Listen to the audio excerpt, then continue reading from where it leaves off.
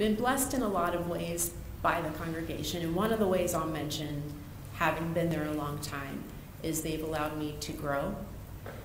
So I started in youth ministry there, and over time, you know, you can look at that and whatever, but they've allowed me to grow in my gifts, and that was really important to me. That expressed love to me. So I experienced their love and their trust, and a lot of other good things in a lot of different ways. I think your question was, how do I love them, care for them, or express that love for them? There's a passage, I think it's in 1 Peter, that talks about not, as a shepherd, not loving your people because you have to, but because you choose to, you want to. And in any relationship, there are ups and downs, especially if you've been in a church for a long time, right? So we've had ups and downs, of course, as a church and as a faith community. But I think one way I'm able to love them and continue to do that, even in the downs or whatever, is by trusting them, knowing them better than maybe you would after a couple of years, trusting in their faith and trusting that all of us as the body of Christ are doing the best we can together. Giving them grace is part of that. And also knowing them and praying for them. So knowing our weak spots together. It's not them, it's also me, right? Knowing that together, trusting again, we're doing what we can to do what we're called to do. Good question, thank you. Jeff Sievert, Minister of Word and Sacrament at the Reedville Presbyterian Church. Thank you so much for your statement and for your, I can't help but think that building latrines and getting the smoke out of people's eyes with better stoves would be what Jesus would do in Guatemala. So that's a living part of your statement of faith, I think. And thank you for the fresh language in it, especially around the sacraments. You have portrayed the sacraments in ways that are so fresh and well integrated that I may need a little help teasing it back out. You say that in this meal, in Jesus' body and blood, represented what was to come. The word represented from my seminary training raises just a little bit of a flag, because the question is always, is it the thing or does it represent the thing? Is it the thing or does it symbolize the thing? So I'm wondering if you could say a little bit more about that, and maybe a way to talk about that is, what was to come? What was it to come that it represented? Okay, thank you, Jeff, and then you can comment. In my meeting with CPM, we had quite the discussion about my statement of faith, and a lot of it wasn't content. It had to do with punctuation and I'm a former writing assistant, so I take this just very seriously. Punctuation and colons and what sentence was kind of leading into another sentence. And we talked about writing it in a more linear kind of way, so we all were on the same page. And ultimately kind of decided, with a couple of small changes, just to leave it and be able to express myself in the way I write. So I expected your question, I guess, is what I'm saying, about the sacraments. So one way I love to think about communion, as in the Gospel of John, is that this is Jesus' last night. I think I said that. This is his last evening with his disciples. So going back to the grief thing or anything else, if it's your last evening with your friends, or you have a loved one who's passing away, or you have something else where someone's saying farewell or whatever, you have saved those most important things to you to express in that time. And so that whole dialogue or monologue, really, in John, where Jesus is saying what's to come, he's going to go to the cross, he's going to be arrested, he's going to be tried, he's going to be hung on the cross and crucified, He's expressing what's most important to him, which is, I want you to love and serve one another. And there's sentence after sentence in there, in whatever number of chapters that takes up in that space. This is a way, disciples as closest friends, that you can remember me, you can celebrate me with you in my body and in my blood, even after I'm gone. Some of them, I'm sure, had struggled still, as we see the disciples, to believe that and understand exactly what was going on. But this is a way that you can continue to remember me and also represent me in your love and your service, in the washing of feet, in the way that you treat one another. Hopefully that colons and stuff, dashes, answers some of your questions. Bob Stevie, minister member at Hillsborough Presbyterian Church, your neighbor. So glad we are at this moment. I want to call for something, but I really had a question to ask first. I'm piggybacking on Jean's question. You've been there for a long time. I'm glad that Clark pointed out that we have a new, updated form of government, because prior to 2011, we wouldn't be here for this. Yep. This wouldn't go. Yes. And so the fact that we are beyond a one-size-fits-all process, you have been titled pastoral associate.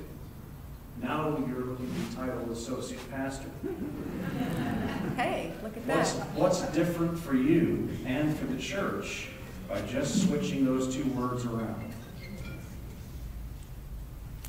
Well, first, let me say one reason this means a lot to me is because I can be a part of Presbytery, which is probably a strange thing to grow emotional about, but I have actually attended Presbytery meetings for a long time, and I don't have a voice, and I don't get to vote, right? And I am kind of nerdy. I read the papers, whatever, and so being a part of all of you means a great deal to me. Differences in my position at the church and all that, here the emphasis in your question, I've given that some thought. My position description, has changed.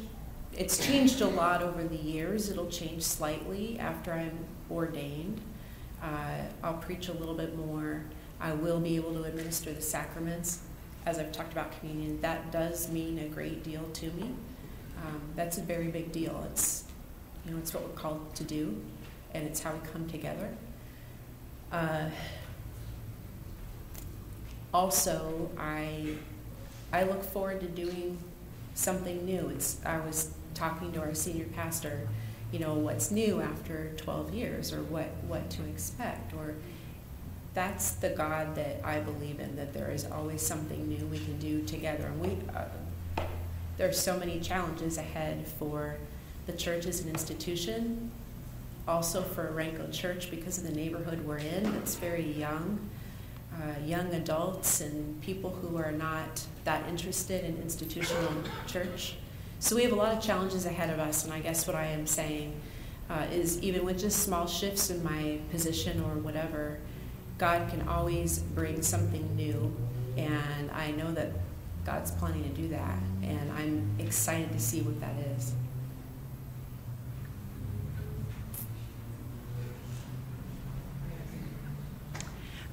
Reverend Carmen Getches. I'm associated with, or serve as a parish associate at First Presbyterian Church, Portland. I'm sorry, I'd like to call the question, if appropriate.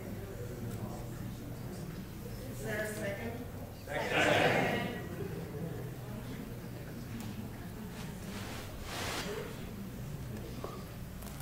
All those in favor of moving the previous question? Aye. Opposed? Okay.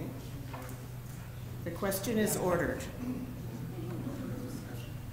And then, yes, and now Rachel, thank you. And you are excused from the room and from the sound system.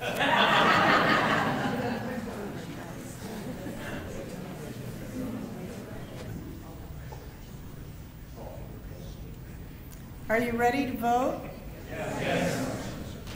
The vote is on the adoption of the motion to approve Rachel Strammel for ordination as a minister of Word and Sacrament in order to accept a call as associate pastor of Orenco Presbyterian Church, Hillsboro, Oregon.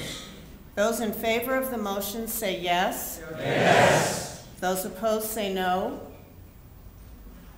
The yeses have it. And if somebody...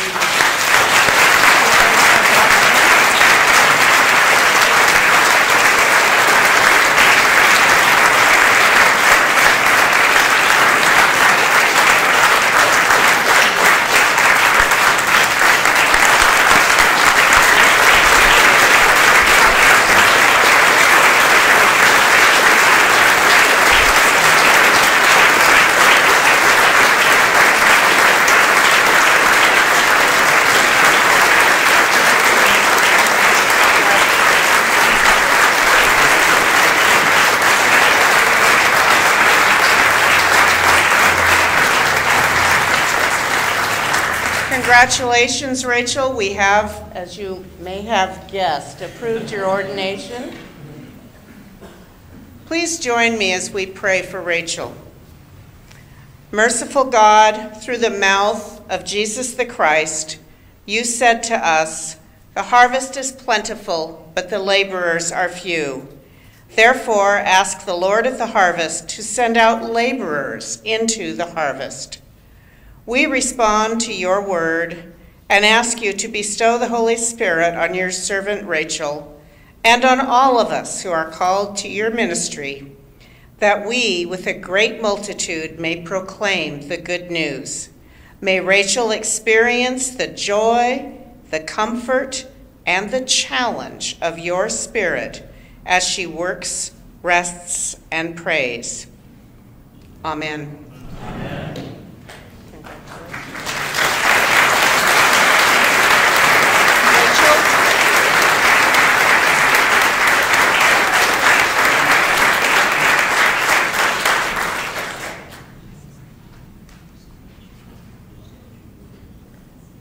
I'm going to ask you to give information about your ordination and installation. Do you have a date and a time and a place and people? Yes, you do. And I hope there's a slide. Because I don't have it. There we go. Phew. So let us know. Into the microphone, please. Yes, okay. Thank you all so much. You saw the previous slide said Sunday, December 15th at 2 o'clock at Orenco Presbyterian, so you're all invited, of course. We would love for you to be able to come and participate in there. And you see the names of the AC behind me. I don't know what other information you need from me at this time, but I guess... An invitation. We want an invitation. Yes, you are all welcome. You are all welcome to attend, and we hope that you'll join us. And just welcome, Rachel. Thank you very much.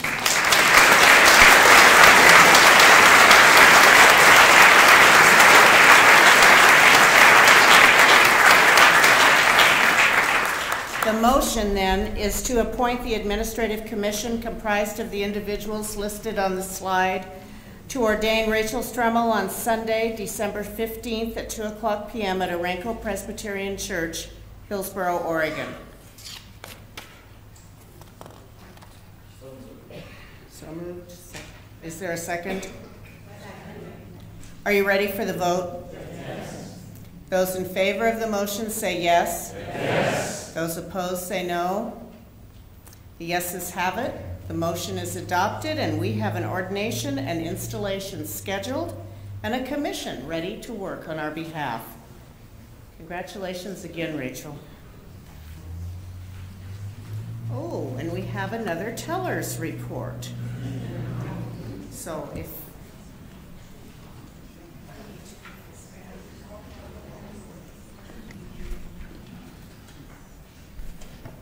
Moderator, the tellers have given me the report for the second ballot, and I will read it. For the position of Elder Commissioner, there were 133 votes cast, with a majority of 67 needed to elect. Gail Black received 13 votes. Kelly Farrell Oliverson received 17 votes. Mike Hatchett received 27 votes. Thomas Lindsay received 12 votes. Beth Outerson received 64 votes. There was one illegal vote for a fictional cartoon character. No candidate received a majority vote. Oh, sorry. That's your words.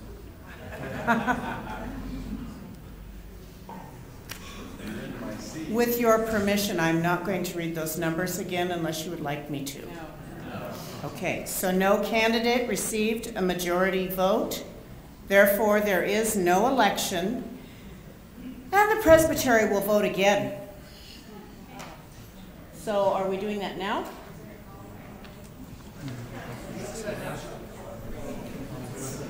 I think that's a really good idea. Any of the candidates who are here, Gail, Carol, Kelly, Mike, Tom, or Beth. Wait, I've got one. No, not Carol, sorry. Gail, Kelly, Mike, Tom, or Beth. Would you come up so people can put names and faces together?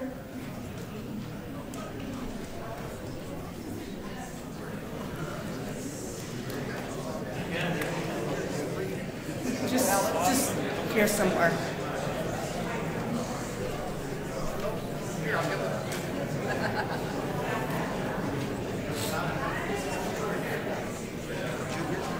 You guys all have ballots. Now.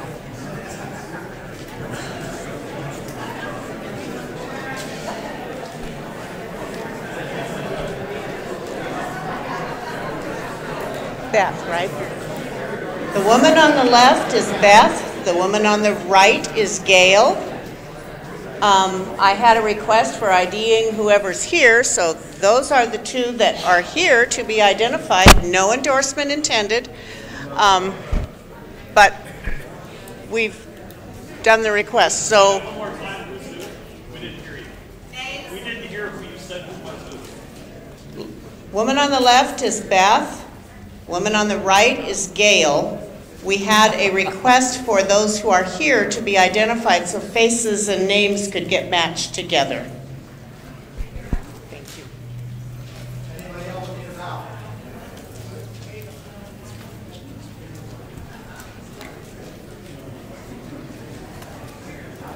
Does everybody have a ballot who is qualified to vote?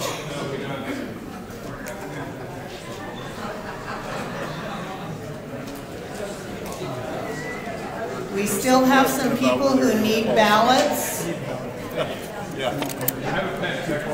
That's it.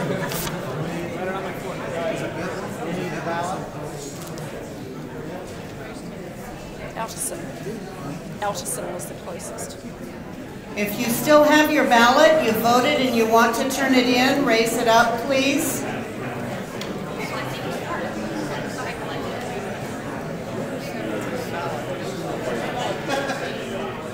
If no one else wishes to vote, does everybody have a ballot who's qualified to vote?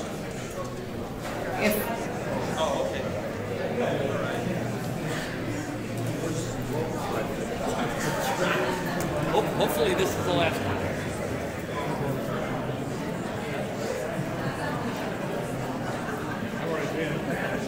If no one else wishes to vote, the polls are closed, and please turn in your ballot to a teller if you have not already.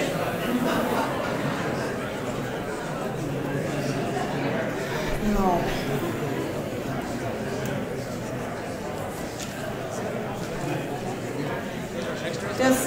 Is everybody's ballot turned in? I see a hand in the back. Yeah.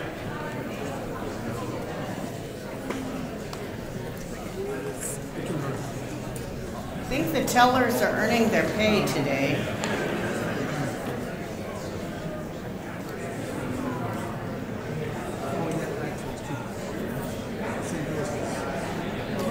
The next order of business is the report of the Presbytery Leadership Commission given by Chair Barbara Campbell.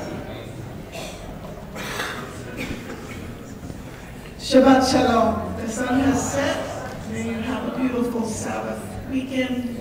at Presbytery working. So let me begin just by reminding us all what the Presbytery Leadership Commission is and who they are and what they do. Because this changes often. So very quickly, I'm going to read what's going to be written up here, so if you're visual or auditory, you will get it both ways. The Presbytery Leadership Commission is a specific form of a committee with superpowers. It says power. Power, okay. Which can make decisions on behalf of or instead of the presbytery as directed by the presbytery.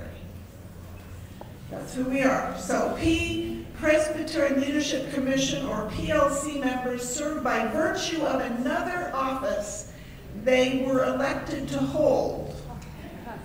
And they include the immediate past moderator, the current moderator, the vice moderators, and the treasurer.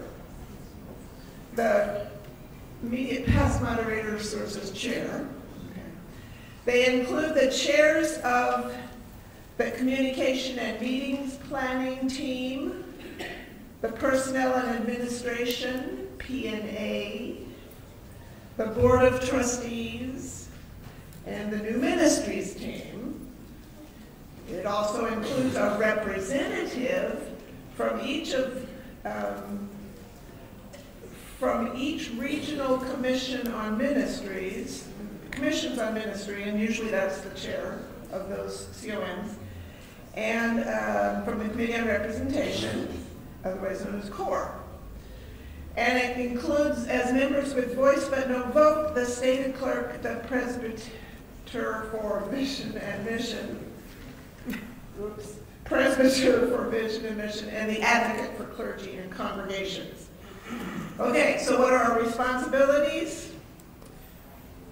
It is our responsibility as the Presbytery Leadership Commission to coordinate the mission of the Presbytery through our various teams and task forces and so on, to advise the Presbytery on budgeting, to coordinate business for Presbytery meetings, to decide what's going to come before you, to coordinate GA overtures that are coming from congregations, vote on the proposed amendments that come to us from GA, back to us from GA, and hear GA and Synod Commissioner reports. We also oversee the strategic planning and management of Presbytery mission, of our Presbytery mission and its mission statement. We oversee personnel matters, and it is our custom here to nominate the people to serve on the Presbytery Nominating Committee. So now we all know where we are and what we do. Okay. So the Leadership Commission met at Woodburn First Presbyterian Church in September, and our report's on page 27, and I would like to report on the items needing your attention first. The first of these has to do with encouraging land acknowledgement. And so, Madam Moderator, on behalf of the Presbytery Leadership Commission, I move that Cascades Presbytery hold land acknowledgements at gatherings and all stated meetings of the Presbytery, encourage sessions to discern appropriate implementation of land acknowledgements in their own context, and provide materials to sessions to encourage their implementation of these land acknowledgements. If I might say just a word about that before we discuss it. It is so moved, I won't read it again. It's on the slide. Is there discussion? And Barbara, please go ahead. Just a bit of background on this. So for the last couple of General Assemblies, there's been wonderful statements regarding the sin and resulting violence of the doctrine of discovery in our land. And at the last GA in 2018, they even went so far as to make some recommendations that would get to the mid-council and local congregational level. And we would like to see Cascades actually do something about that recommendation. This doesn't force anything other than an acknowledgement at a called presbytery meeting, but we hope that local congregations will find a way to do it that works for them. It doesn't have to be every Sunday or at every meeting, but you know, what feels right to you, a way to keep that in front of you. And the third part of it, to provide some resources. Eric Clark has already put together for us, and we can get to you as simply as an email, a list of whose land every church in our presbytery sits on.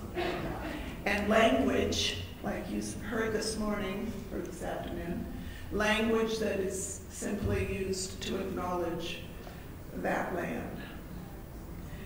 I have the direct recommendations if anybody wants to hear them, but we think this is one way for us to continue to minister as we're called to in honoring the land and the people that were here before us. Rob Christ, and I'm Elder Commissioner from Reedville Presbyterian Church. This is fantastic, and I really encourage a yes vote, and also encourage you to consider this in your congregations, just because there's so much ignorance. Here in this place, we talked about the Atafalati people who are part of the Kalapua Nation. Here, there were estimates of between 40 and 60,000 people in the Tualatin Valley. And when the settlers came, they thought it was empty. So I think it's and I think that happened all over America. So thank you for this, and I encourage your vote. Thank you. We had some wonderful discussion about this. It was an easy vote, I guess I'd say, but at the same time, it was wonderful to be together and to discuss the importance of it while we were there for those 2 days. Mike Hubbard, Commission Ruling Elder, First Presbyterian Bedford. I speak in favor of this. Was at that PLC meeting. A word of caution: the boundaries that the tribes in Oregon observed are not necessarily what you will find using Google. There's a difference between language groups, which are often misinterpreted as tribal entities. So I would say, do your research. If this is meaningful, take the time to find someone. And I've agreed to work with Eric on this, especially in the area of the Rogue Valley, where there has been a lot of research done, and it's a little easier than it will be in other places.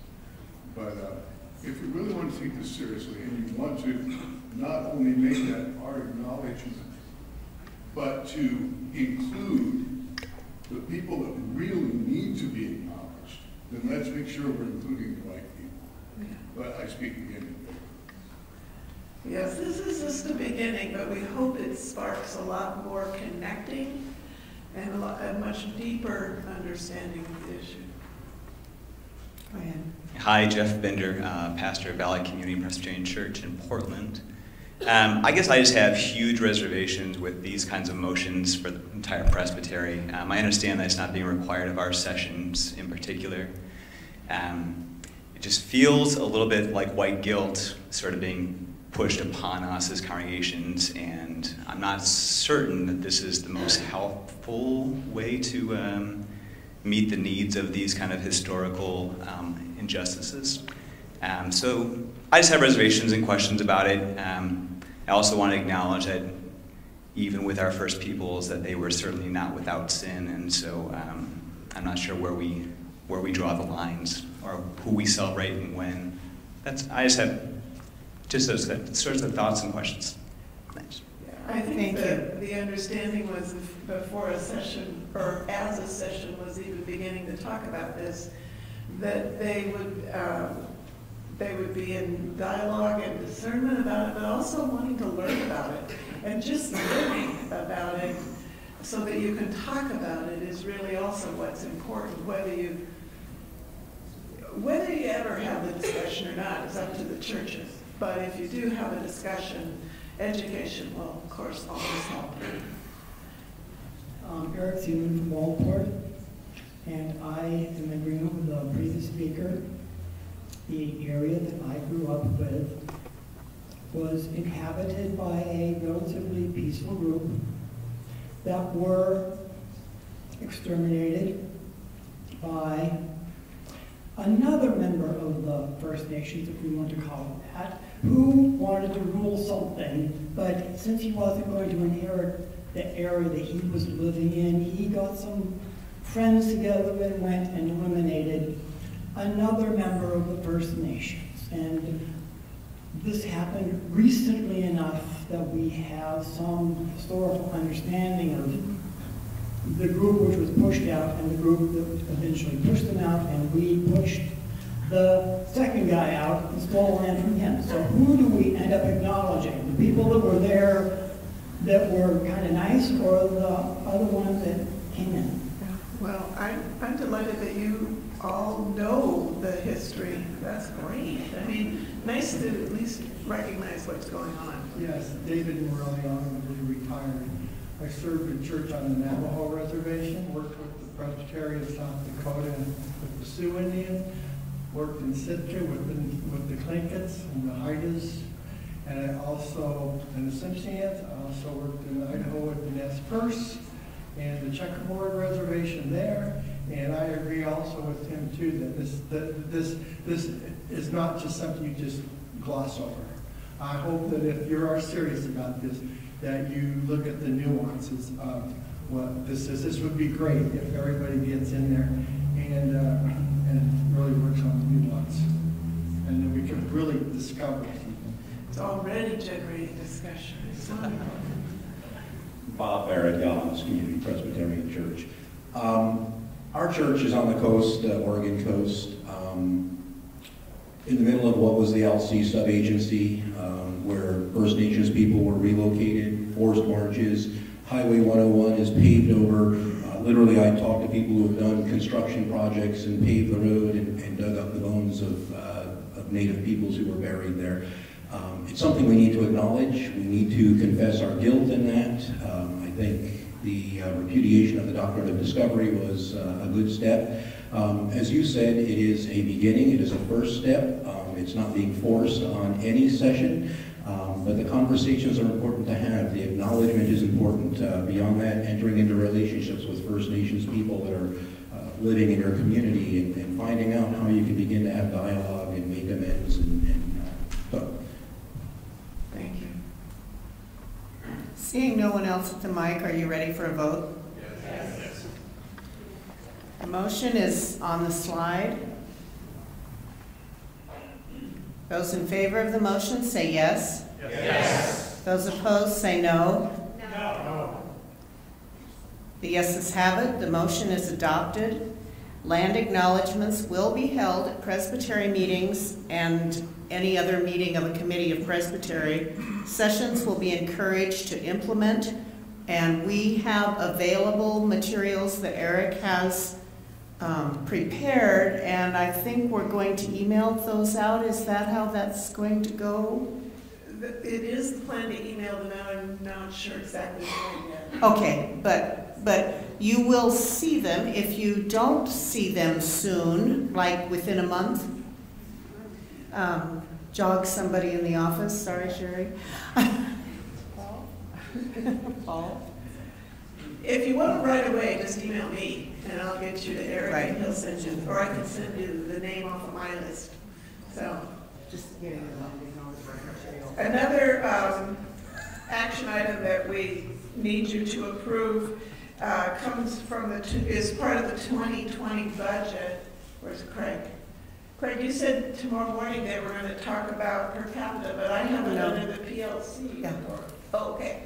So I'm going to take it up now, but Craig will answer your questions. On behalf of Leadership Commission, I move that the Presbytery adopt a Fund 1 budget of $512,120 with the Presbytery per capita for 2020 set at $22.33. So that total per capita is $36.50. And you see the breakdown up there. It has been moved. Is there discussion? Are you ready to vote? Sorry? Zane Buxton, yet again. The question I have is always this. Congregational membership is counted for per capita. Is presbytery membership counted in that per capita also? And do in fact ministers ever pay per capita? Because that is in fact, I think, our responsibility as well. And it sounds like some of us do. So. Rebecca? Becky Strader, honorably retired. I understand that there's been some discussions at the General Assembly level about doing something different with per capita or finding a different way of funding the church. I don't suppose that will have anything to do with next year, but I was just wondering if anybody is more aware of that. I haven't really read in depth. Where are those GA commissioners from 2018? Doesn't mean they did either. Anybody know? Here comes Brian.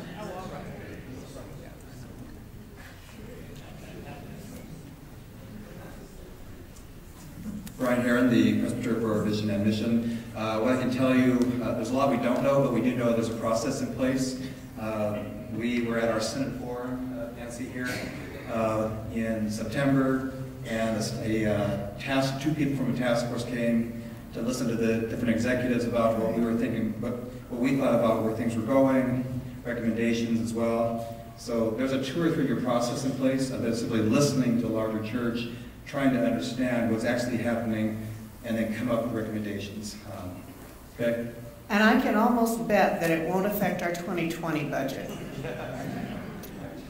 Are you ready? No. Go ahead. Sorry. Dan Fowler, Ashland First Presbyterian Church, minister of Word and Sacrament. I'll just mention the 3 congregations I've served in my almost 30 years of ordained ministry. Every year, it is a struggle to get folks to pay their per capita. And we come up with maybe almost every congregation I've served, and have to come up with the rest. I hope that there is serious conversation at General Assembly about per capita. I think it's a wonderful way to support the larger body, but I also think it's outdated, and I think it's difficult for folks in my congregation to understand it, no matter how many times I put something in the bulletin or the newsletter that says this is what per capita pays for. So I hope there is some serious discussion about revamping this whole idea. Thank you. Well, I'll get back to Senate, okay? Now are you ready to vote? The vote is on the motion to adopt a Fund 1 budget of $512,120 with presbytery per capita set at $22.33, resulting in a total of $36.50. Those in favor of the motion say yes. Yes. Those opposed say no. The yeses have it. The motion is adopted, and Fund 1 has a 2020 budget of $512,120. Presbytery per capita is set at $22.33. And also, Madam Moderator, as we discuss the budget on Appendix D, on behalf of Leadership Commission, I move that the Presbytery adopt the Presbytery Partnership Budget, that section of our income, to be set at $1,500,000 $4,650. It is so moved, as you see on the slide. Is there discussion?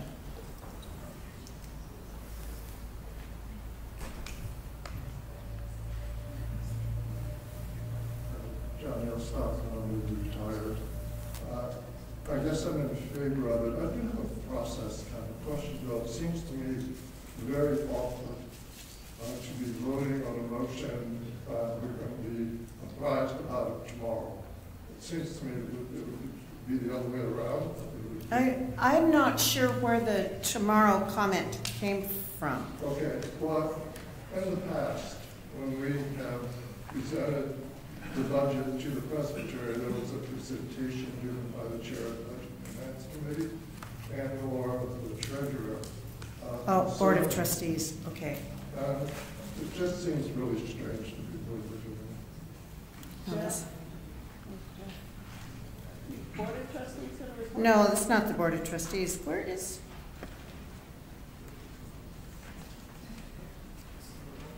This is the report. I hear the question. I hear a question. Do you want us to, what is the pleasure of the body? The question is that we are voting on a budget that has not been presented in detail. You have the budget in your background papers.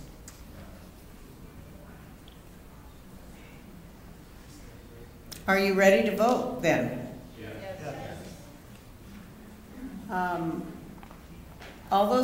The motion is to adopt the Presbyterian Partnership budget of $1,004,650. All those in favor say yes. Yes. Those opposed? The yeses have it. The budget is adopted at that amount of money. Okay. And Barbara, you get to continue. Thank you. I just want to mention some of the interesting actions that the PLC took on behalf of Presbytery that don't require a vote, because it was a very interesting and inspiring meeting in many ways. And part of that is because, first of all, we heard about the water problem at Warm Springs. They've been without tap water that's suitable for drinking for months. And Pat Berger, bless her heart, where are you, Pat? Still here? There, she's way back.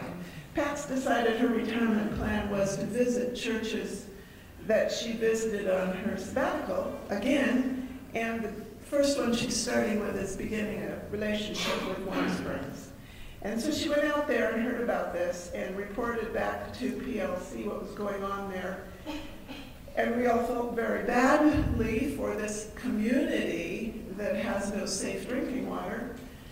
And all of a sudden we got a motion to approve up to $7,500, up to $75,000. We don't know, I don't know exactly how much it took, from Hunger Action Funds to purchase a forklift and a pallet jack for the Warm Springs tribe to facilitate the movement of water supplies. So they're buying cases of bottled water, and are they 10-gallon water jugs?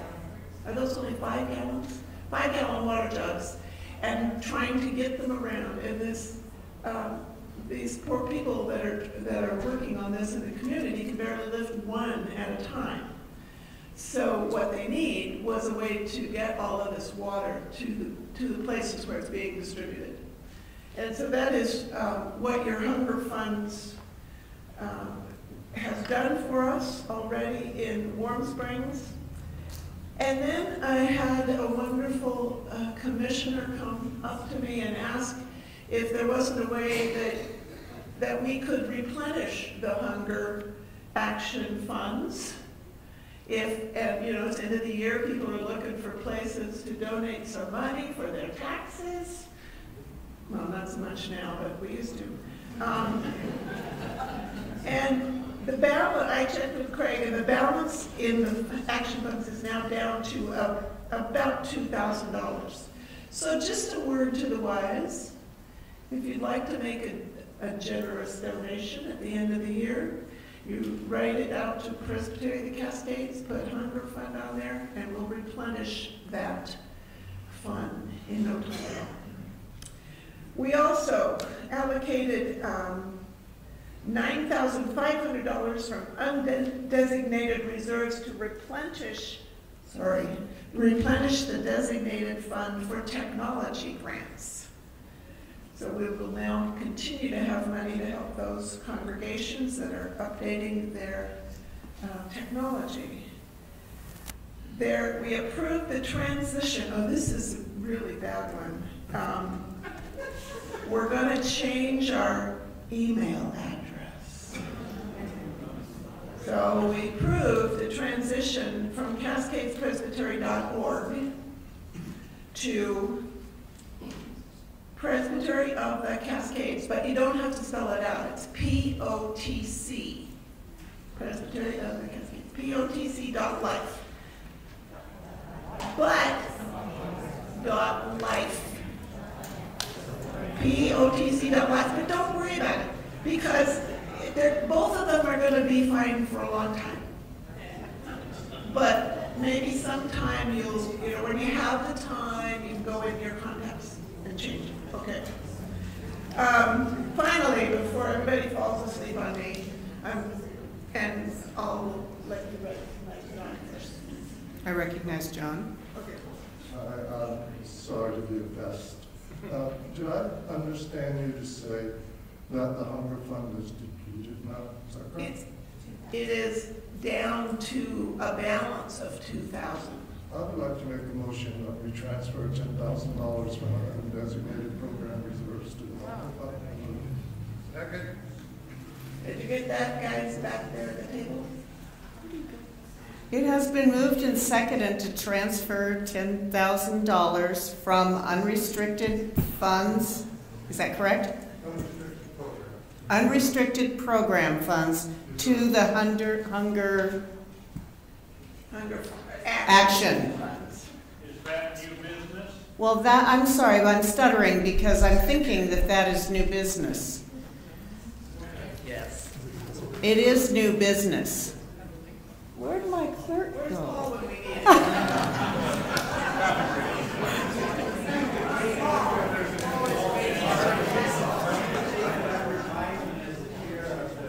Yes, we could. We can. Thank you, Zane. Barbara, as chair of PLC, will you please take that request under advisement and convey it at the next PLC meeting? Okay. Thank you. Craig. Phew. Craig, help me remember that. Craig's writing it down, so we got it. Thank you. Good idea. Go. Okay.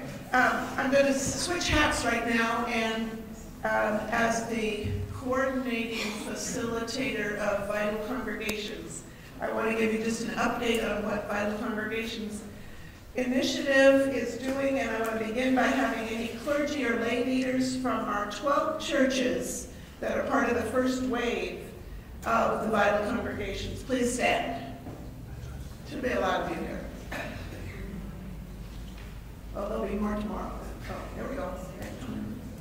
Tomorrow we're going to meet with all of the clergy and leaders, and I want to share just a bit about Vital Congregations. So here's a list of the membership of the PCUSA since 1996. As you can see, since 96, we're about half today. So let me tell you about the Vital Congregations Initiative of the PCUSA. It is based on 7 marks of congregational vitality. I'm going to run through them very quickly. The first mark is lifelong discipleship formation. From the cradle to the grave, people seeking to be formed for right living with God and with all people, versus sometimes our other older idea of complacent Christian piety, simply teaching good morals or offering the latest programs. 2, intentional authentic evangelism. intentionally sharing the good news of Jesus Christ, not just acts of kindness, versus Jesus freaks, Christian hypocrisy, or just a committee. 3, outward incarnational focus. Don't you just love the way the church tries to use these big words? Outward incarnational focus. Outward exploration, awareness, and focus on neighbors and neighborhood versus inward institutional survival, closed communities of assimilation and exclusion. Number 4, empowering servant leadership, identifying, nurturing, supporting the spiritual gifts of all people to serve, versus it's the pastor's job, monopolized leadership, hiring the young, energetic pastor, or burning out the good volunteers. Number 5, spirit-inspired worship. Worship is about God. We get to come on holy ground, encounter God, and experience wonder, versus self-gratifying worship, stale ritual divorced of meaning, or consumer entertainment worship. 6, caring relationships. People find freedom to share stories, encounter the Savior, and ask for help, versus another social club, a closed, judgmental community with facades and hypocrisy.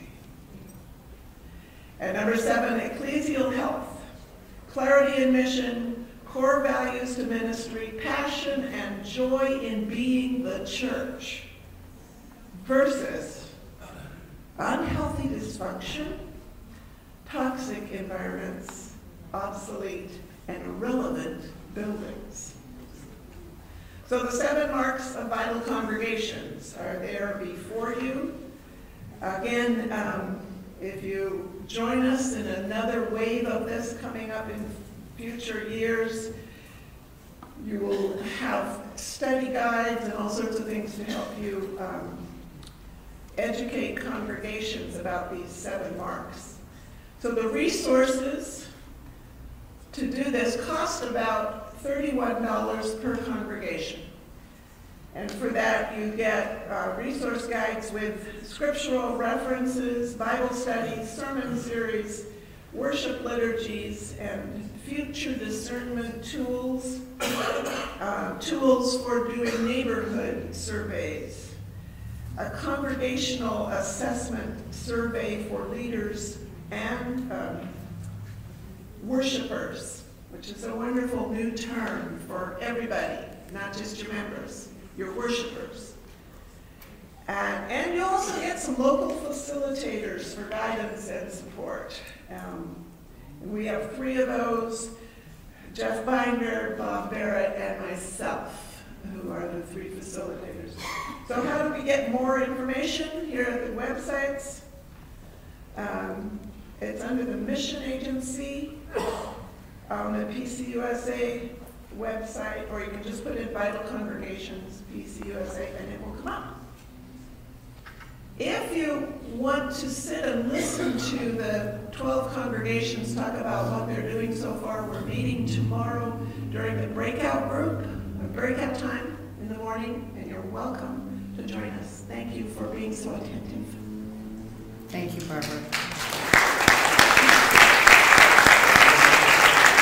The next item is the report of the Synod Commissioners given by Bob Stevie.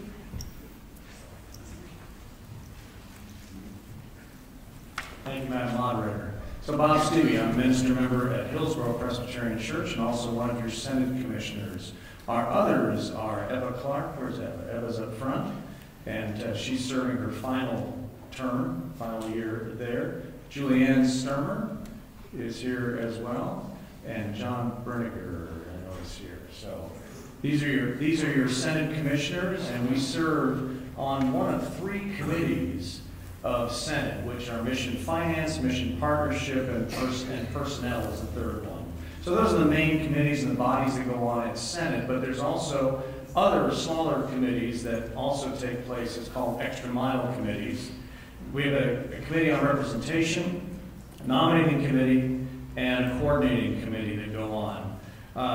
John is serving on finance, but he'll also be attending and starting with nominating coming up. Julianne Sturmer is the chair of Mission Partnership, which is an important part of that. I serve on that committee as well.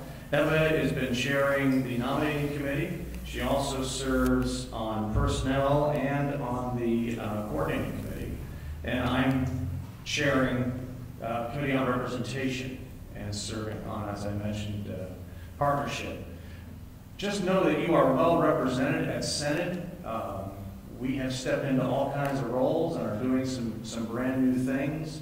I'm particularly proud of the work that's going on our Committee on Representation to be sure that who is there as commissioners at Senate really do represent well all of the, in a sense, colors of our Senate are all around. If you're not really aware of how big our Senate is, it's all of Southern Idaho, all of this state, all of Northern California, including all of Nevada as well. So lots of territory that we take care of and try to cover. If you're not aware of what Senate can do for your church, then you are really missing out. Because Senate is a great resource, especially financial resources for the churches. If you've gone outside to get a loan somewhere and you didn't consult with Senate, you paid too high an interest. The other is that there are grants that are going on as part of what the work that I do with Julianne Sturmer on Mission Partnership. Is there are opportunity grants, there's the Hilda Thompson grants, and there's an emerging need grant. And there are quick explanations of those that you can find on the website. But emerging needs has to do with a particular suddenly arising project that needs to be funded and is outside of your normal budget. It was something unplanned that is coming up but needs the support. Hilda Thompson deals with medical ministry. So if you've got a parish nurse or some other program that will deal in the health area, Hilda Thompson funds cover those. Opportunity grants are projects and missions that will increase the ministry of your particular church as a special opportunity. So look at those, and all of the things are provided on the website for Senate. There are also flyers that were out where the name tags were that you can take along to tell you about the grants. But there's much more to that, as I mentioned, the loans and other things that Senate helps to do. We're going to be working closely with our nominating committee as well as our own Presbytery Corps to be sure that the commissioners that come along in the future are ones that are well versed in what not only it means to be a Senate commissioner, but also to increase the representation that we have. We have found out that in some ways Senate is way too old and way too white.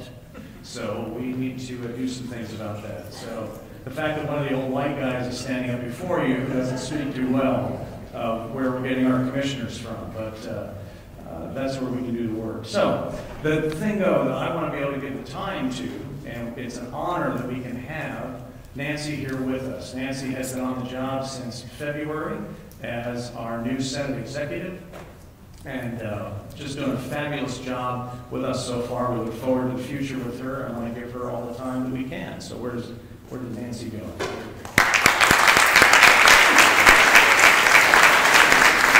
Thank you, Bob, and welcome, Nancy. Thank you. I know this is right before dinner, so I'm going to give you some bullet points, and you can talk to me at dinner if you want more information. I don't know that you are aware of how unique this Senate is. We are the only ones that function as a savings and loans. So you can put money, you're laughing, hey. So money is key. Isn't money helpful to run ministries? So what you can do as a Peace USA body is you can put some of your reserves into our savings. We offer a good return on savings. We take that money and loan to Peace USA organizations within our district. For those of you who have needed to take a loan out for various reasons, I'm sure you have discovered that banks don't like to loan to churches. Churches don't tend to get good rates from banks. We offer very competitive rates. And then probably the most important thing for you is the reason that we do this is we take the profit and we divide it evenly among the 11 presbyteries, and we give you block grants. So this year you will receive $46,000 from this synod. So we operate the savings and loans so we can give you money so that you can do more ministry. And so we keep it very local. That's why we do have some grants, which is wonderful. Some folks have been surprised expecting synods to have even more grants, but the reason is because we keep those limited so we can give you money instead. So that's one of our main functions. When it comes to loans, we have lines of credit, amortized loans, small church loans, green loans. Also, if you are in conversations with a pastor who cannot afford housing in your area, we will loan money to the congregation so that you can do a loan or shared equity with the pastor. That's also available and becoming increasingly needed in some areas. Bob covered the grants. Additional thing that we do is we offer benefits to non-ordained clergy. We offer medical, vision, and dental. We do have Kaiser, which is very popular in some areas, and that is closing open enrollment on December the 5th. I'm trying not to talk too fast, but I know you want to go. The other thing that came before the synod upon my arrival is it is a synod's function when a presbytery has become too small to maintain itself as a presbytery. It is a synod's function to work with that presbytery to decide what to do. Stockton Presbytery is down to 10 members and will not stay at 10 much longer, which is the point. So the Moisos joined us for a task force. We talked to the different presbyteries around. We all got together. We talked to every individual church to find out where they felt aligned with, whom they felt aligned with, where they felt like they wanted to go. Stockton Presbytery is very much a family presbytery, so all of those churches expressed to us that they wanted to stay together as a body. And so all 10 of the churches are going to Sacramento Presbytery, so that those churches in Sacramento will form a new presbytery. We don't know the name yet. So those of you who go to GA, you will hear that motion from your synod. It was a very amicable conversation, but there were 2 counties. So a little bit about the Bay Area, if you don't know. San Francisco is too expensive. It's just moving out east to beat the band. Sacramento is going south. So the Stockton area, culture-wise, has changed a lot. But the 2 southern counties are still very much a farm country, and the culture is still very similar to San Joaquin Presbytery. And that presbytery also has gotten very good at starting new church communities. So there are 2 counties that are going to go to San Joaquin with some money, both from the synod and from the joint presbytery, to start new churches. For more information that you want, you're a large presbytery, but I wanted you to know that this synod did not impose onto those churches, but it was a very collaborative conversation to see what God was raising up in that midst. There's been a lot of staff changes in the office. If you have questions about that, come talk to me. And then I will close giving you a little bit of information about myself. I had the privilege of serving 9, yes, you can count 9 churches in transitional ministry.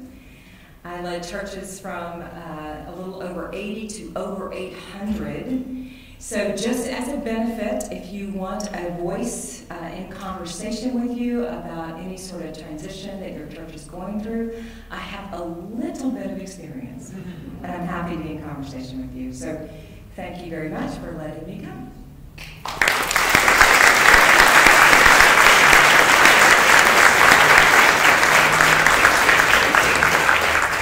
Thank see we have reached the time for announcements. I will make one, and then we have announcements from Presbyterian Women, the Foundation, and Cynthia O'Brien. So if you want to know that you're going to be on call-up.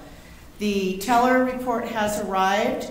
For the position of Elder Commissioner, there were 128 votes cast, with a majority of 65 needed to elect.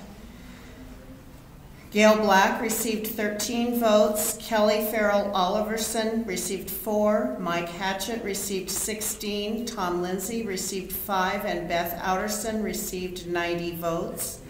Beth received a majority and is elected. There were also 2 invalid ballots.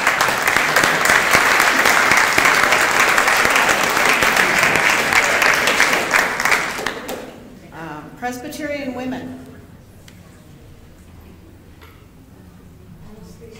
Thank you. And yeah, move the slide. I'm Rebecca Jewell, and I am the Secretary for Presbyterian Women and the Presbytery of the Cascades. We are really pleased to announce our spring gathering, which will be held May 20th, 2020, at First Presbyterian Church in Portland, and our keynote speaker will be Jane Kirkpatrick. So we are really thrilled about that. Our theme will be telling your story, and we're going to be telling some stories about people of the Bible, women of the Bible, and Jane's going to share with us how to go about telling our stories. So I encourage you, there are flyers in the hallway, but I'm hoping that men and women will come to join us at First Presbyterian Church in May. Thank you. Thank you very much. Foundation? Rob? You do have a name, I do know it. Yes, thank you very much. I'm Rob Hagan with the Presbyterian Foundation. It's always good to be with Cascade Presbytery. And I have one question for you, and that is, how many of you have ever had walrus stew? I have, and that's why it's so good being a ministry relations officer.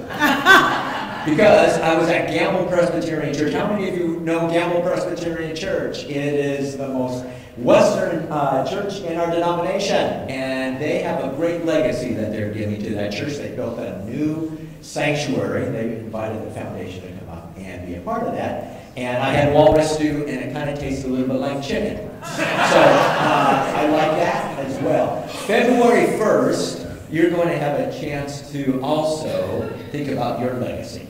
So Steve, we're going to show you a short video about February 1st at First Pres Portland.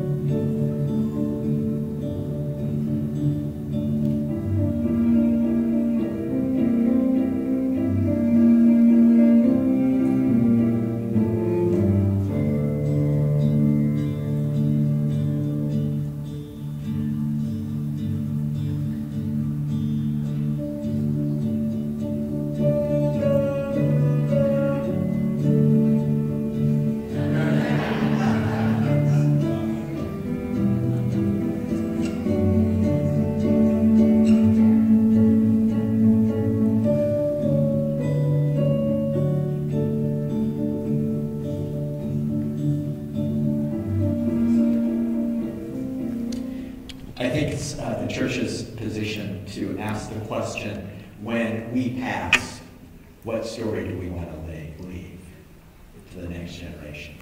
And so that's what we're going to be talking about February 1st. And I would love to do this also in the southern region and the central region. And this is for everyone, but it's in the northwest region. So if you want more information, you can see me after the meeting. And we've got publicity there as well. And you'll probably be receiving some sort of email inviting you as well to the event. February 1st from 11:30 to 1:30, parking is available, and food is available as well, and there's no charge. So come and bring as many people as you can to know that we have a legacy to leave to the next generation. Thank you.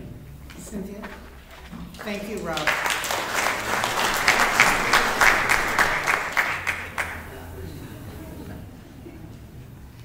It is possible. Well, first, I'm Cynthia O'Brien, pastor at Woodburn. It's possible that at your Thanksgiving table or your Christmas table, you will sit across from a registered Democrat or a Republican or an otherwise affiliated or non-affiliated voter or someone who doesn't vote. You might be at table with someone who is very, very passionate about their particular political point of view. Or you might be with people who just want out of the whole political conversation. If this is not part of your personal experience, it is the experience of people in your congregation, in your neighborhood, in your community. The PCUSA and Presbyterian women in the Presbytery want you to know that there is hope for our national conversation. And pairing with the National Association for Civil Discourse, our denomination is now recommending that we all spend the next 11 and a half months caring about and working toward better civil discourse. This just came in your Presbyterian News a couple of weeks ago. They've asked for us to pray, to preach sermons, and to have other activities that are good for our congregations and our communities to try to depolarize this conversation, reduce the rancor, get away from stereotypes, get away from demonizing the other side, and get down to the issues. This is a personal passion of mine as a true moderate. We all think we're like right in the center, Presbyterians, people of the middle way. And yet I really care so much about this that I've become involved with an organization called Better Angels. And we are now doing workshops in churches and libraries and communities, helping people learn to talk across the political divide. We have workshops called Depolarizing Within, where we can try to not be so traumatized. And we put Reds and Blues together. Please email the Presbytery or email me directly to find out more. We've already done workshops at First Presbyterian Vancouver, at Westminster Presbyterian in Portland, a lot of other communities. We've been in Gresham. We're going to be in Corvallis and Eugene and Grants Pass and all over. So we're really excited. I'm looking forward to helping you make a more perfect union.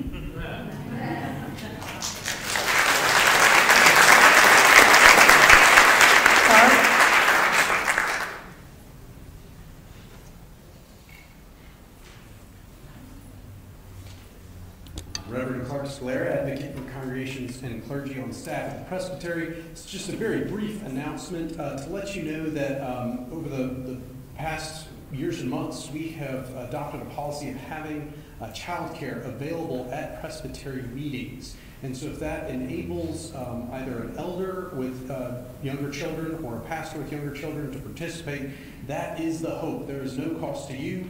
You just need to sign up in advance. There's actually still some spaces available for tomorrow if that helps encourage your participation and presence.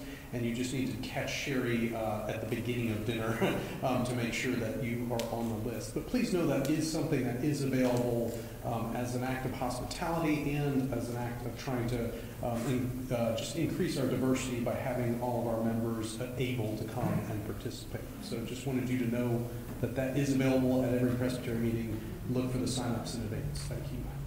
Thank you, Clark. It's almost time for dinner. We mostly made it on time. This very meeting room right here will be transformed into a dining room with the help of some very efficient Southminster folks. And so John is going to explain to us what's going to happen and give thanks.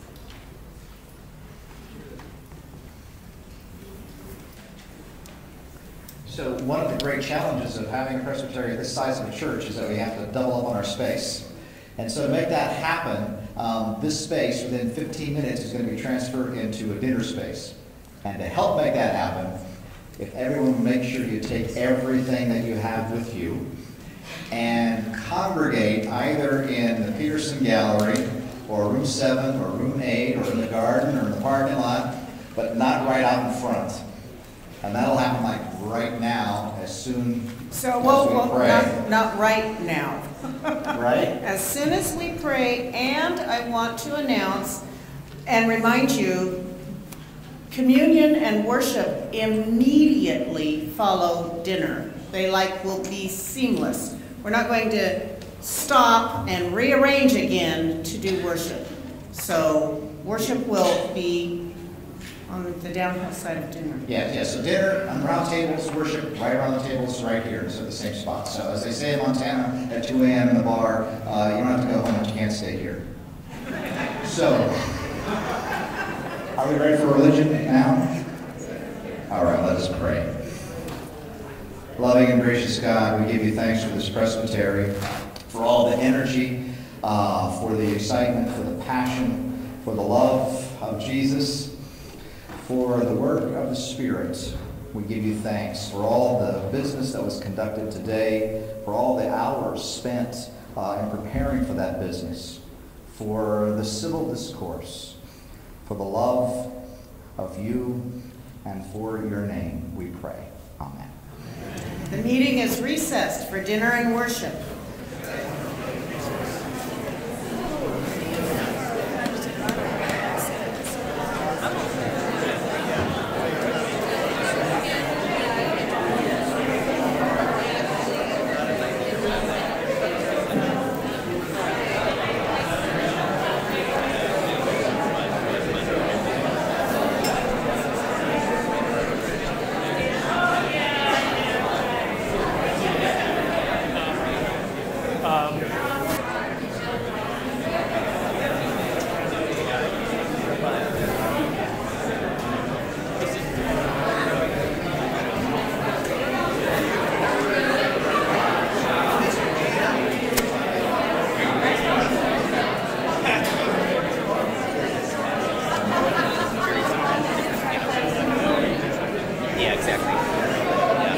Anyways, it was fun. I just thought of you.